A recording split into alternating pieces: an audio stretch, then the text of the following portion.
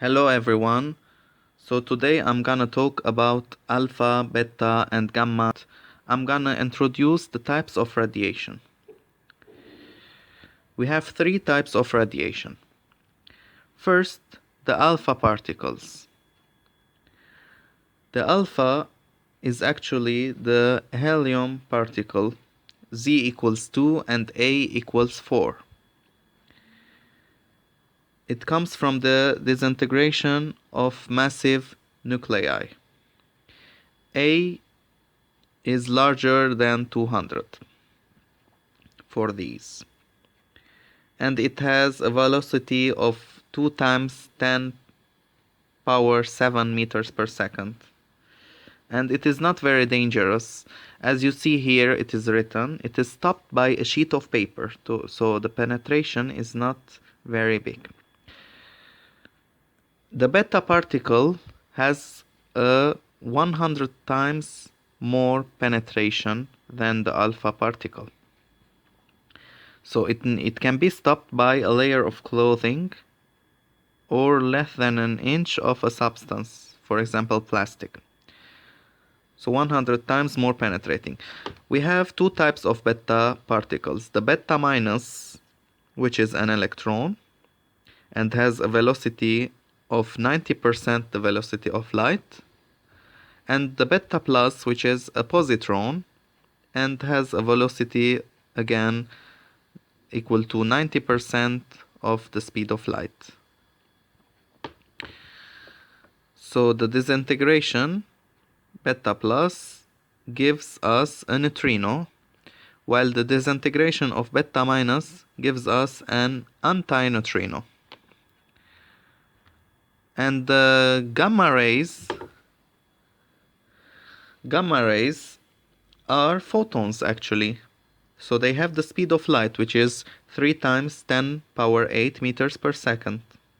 It is very penetrating, and it has an energy equal to a quantum energy, h nu. So it is a form of light. It needs a few inches of lead to be stopped. First, let's talk about the alpha particle. As we said, it consists of 2 protons and 2 neutrons.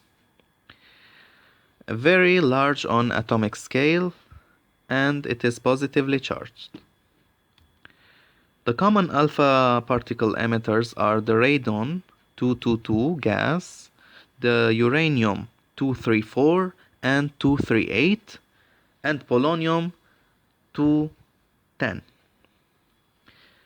Common alpha particle emitter use smoke detectors, cigarettes, and static eliminators. So these are the applications of alpha particles. Now about the beta. The beta is a charged electron.